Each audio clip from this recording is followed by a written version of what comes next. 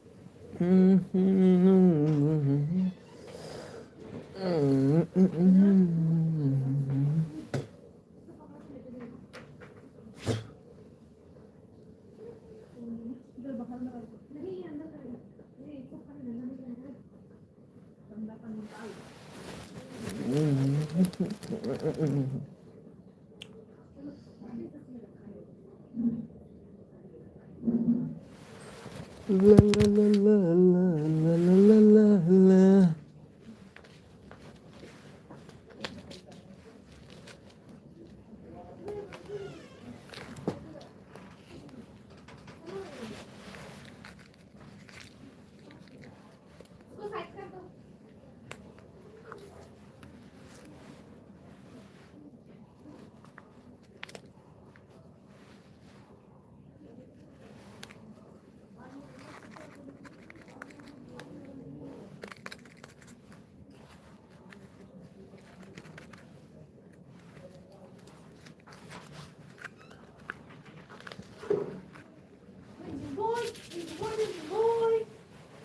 Yeah.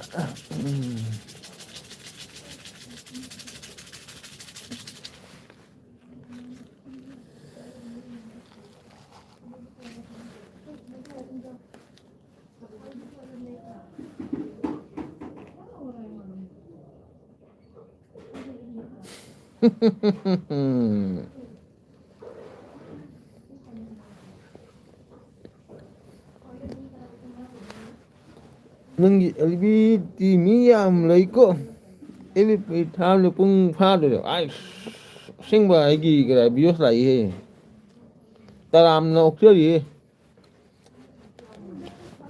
Nang lak poi dong taram no kiri. Chắc chả bộ. Chắc rồi, chắc sao thì quá đi nè, mà đi buôn đi chắc là taram mà nhiều khi chắc sao thì nè bộ. Chắc thùng như nè. Nadi chắc taram mà đi nè mà đi buôn đi.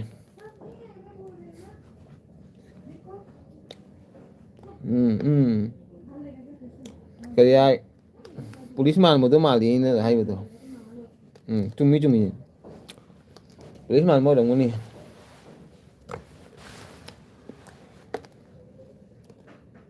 Ibung chanu ibung ay 조심하라. 나 그래. 뭡니까 도래니 뭐. nang phadana khangi ne bo nang kana no ID re so lak pa se bo. Pe le bo ni bo nang bo.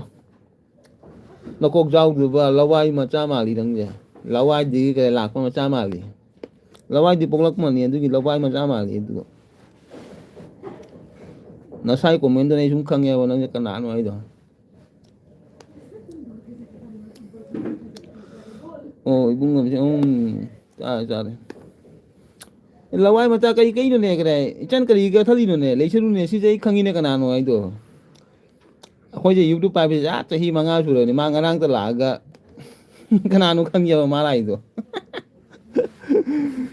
cái này 파기 강더버 라와이 마차 아이도 두니 마세 파기 강더버 라와이 마차 아이도 있잖아 두니 시지 아 군다 레가 군기 가라 두탁살라가 가라 농아이 바하라고도 모두 adu 마차니 두도 파기 강더버도 마 반티 낙더버도 두니 두도 녹닝이 퍼저데 퍼저더버니 두니나 와이쿠기 갈자라이도 머니푸르다 와이쿠 갈자라이도 누니도 이도 아두니도 이도 꼭 야우도 바이도 미테나 바이도 바이도 두니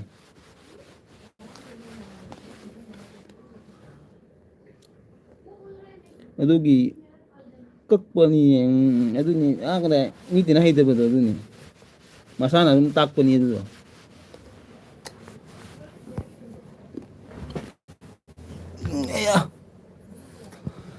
chắc chắn là bị bùng cha gì này đang cha là một quy đế của tờ bờ cái này cũng ngoài tôi kìa cái gì cái tali nó cái đang ngang rồi này mà sa thì cái khăng ăn cái tàu này nó cái gì cái tali nó này chân năng ấy thì mà sa ngang chỗ này này khăng cái tàu này social media da mang ngang itu ấy na lo screenshot tàu đó thầm mà cái na tàu này nó cái tali nó cái gì đó ấy này screenshot tàu đó cái mà sẽ nó chọn cái tàu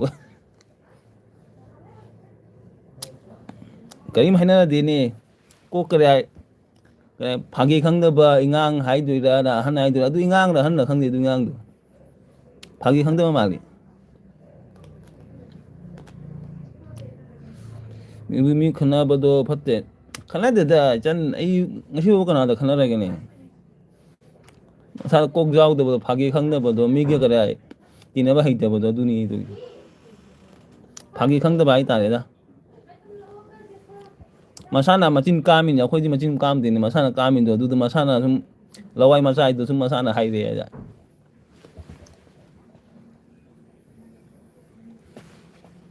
khoi mi ga machin kam de social media da machin kam din khoi di masana kamin do dira du masana sum mayam sum uja da ni magi comment do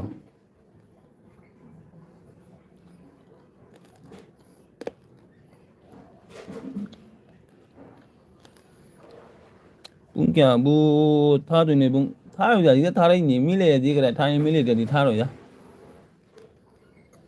nó đừng ngoan ngoãn chỗ đi kìa nungai đi bữa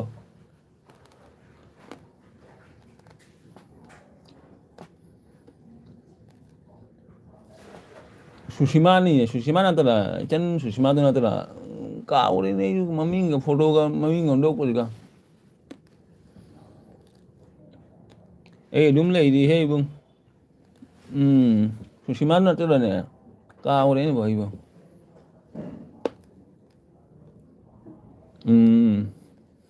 ở đây phai thì nangin Nangi kara comment ngai na khangi nang ma le.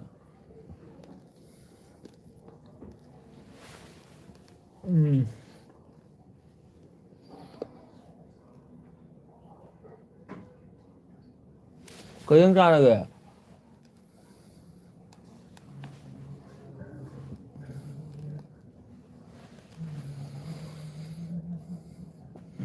Kayang ra kìa. Ingba dugadi. Sigadi ingba khara phare ba hane khara ingami. Hanak khara ingba phare.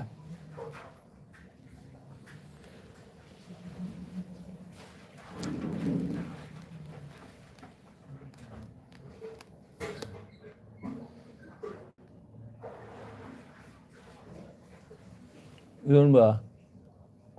Nung dang này đúng mà ra thì vậy đi vậy ingba hay đâu mà chán ing nữa ba.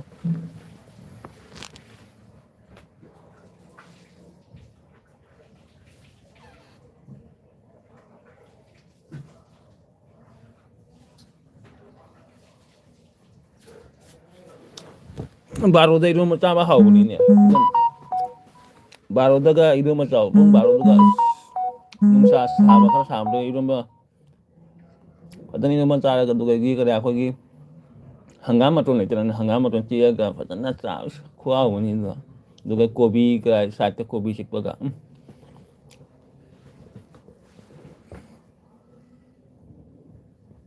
Ing ni hay rồi. Chứ đinh ba khara phare. Khara ni janu ai do khara di ingam mi he padana mai kai hai do na gai ka thau ya de. Hai di khara ingba phare.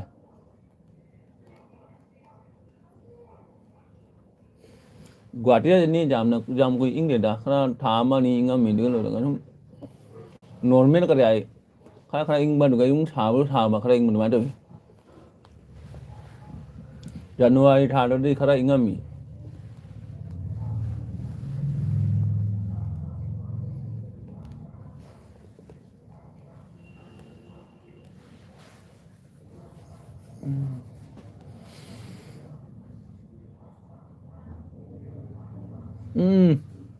Phải phải.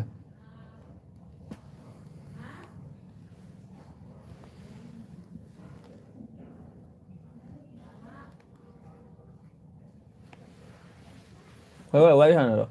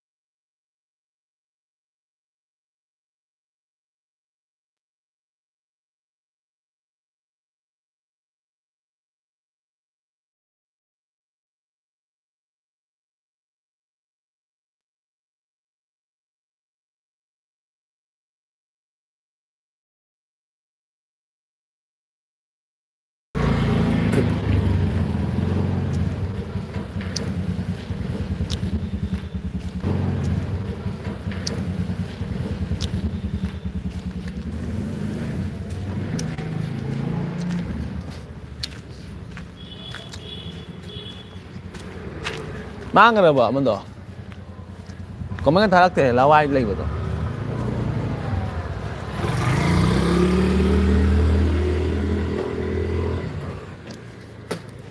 라와이.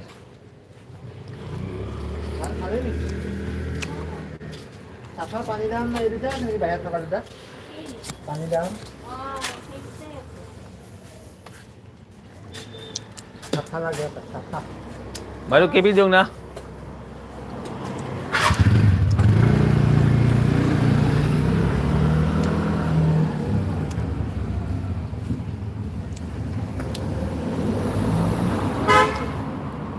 Yes. Oh, ini safa lagi boleh taruh. Ekor sekarang. Kepi itu tuh.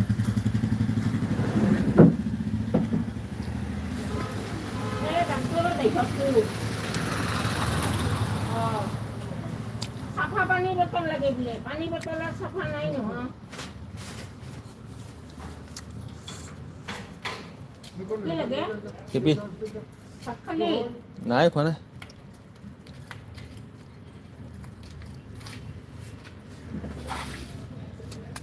সবজি নাই আজি কমকে বনালে সবকে লাগে কি? আৰু বেছিকে বনালি নাখায় সবে ফেলে দিয়া কি আজি ৰুটি বনাইছে? আমাৰ ৰাতি কি মই ৰুটি খাব মন যায় অ। কি মই ৰুটি ভাল লাগে। ৰাতিপুৱা ৰুটি আৰু ৰাতি ৰুটি বৰ ভাল। ৰাতি ৰুটি খালে মানে পেটটো পাতলা হয়। মই নটো খাবা মই আপুনি নাখায় বিহু সিহঁতে খাব পাৰে সিহঁতেতো সিহঁতেতো পেটলা না ৰুটি খালে মানে টোপনিও মানে ভাল হয় মই ৰুটি খাবা নোৱাৰো মই ৰাতিপুৱা ৰুটি খাবা নোৱাৰো হেডটা বনাই দে ৰাতিও ৰুটি খাবা এইটো পেটলা না এই কাৰণে ৰুটি খুৱাব লাগে সিহঁতক ৰুটি নাই দে আমি আমার রুটি স্ট্যান্ড খালি ভাত খেতে হলে বললো এইটোতো আমাৰো লাগে ভাত নহ'লে আমাৰ উপায় নাই ন এতিয়া মানুহৰ দিনৰ বস্তুবিলাক পেট ফুলি গৈছে এতিয়া ভাত খালে আৰু মানে কলেষ্ট্ৰল বাঢ়ি যাব হাই প্ৰেছাৰ বেছি হৈ যাব হাই প্ৰেছাৰ বেছি হৈ যায় ভাত যদি মোটা মানুহ ভাত খালে মই ৰাতি ৰুটি খোৱা খায় ভাত খোৱাতে খায় ৰাতিপুৱা অলপ ভাত খাব লাগে ইমান ডাঙৰ বাটি এটাত ভাত দিলে হ'ল ৰাতিপুৱা আৰু দিনত অলপ মানে ৰুটি হ'লে হ'ল আৰু ৰাতি ৰুটি খালে হ'ল আৰু চব্জি অলপ খালে হ'ল খাদ্যবিলাক ভেজালি কৰিছে বৰ দিগদাৰ হৈছে দে মানুহ এতিয়া এইটোতো মানে কি ক'ব আৰু আজিকালি মানুহবিলাক খাদ্য ভেজাল গাখীৰ ভেজাল মানুহৰ বেমাৰ নহয় কি হ'ব আমিও মানে পেটবিলাক ফুলি ওলাই গৈছে না কি কৰিবা তেতিয়া মানে খাদ্যৰ কাৰণে খাদ্যটো পেট মানে গেছ এতিয়া দেখি কিনে খাব লাগিব আৰু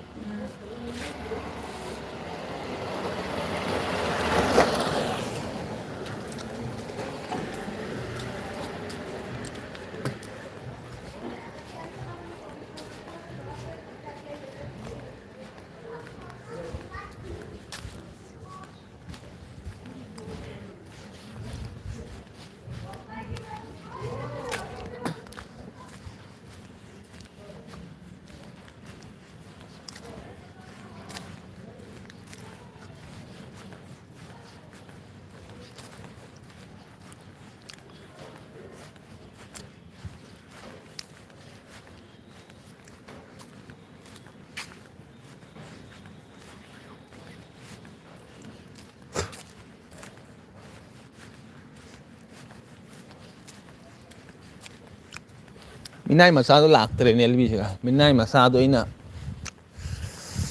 LB na korok ko lakte ma.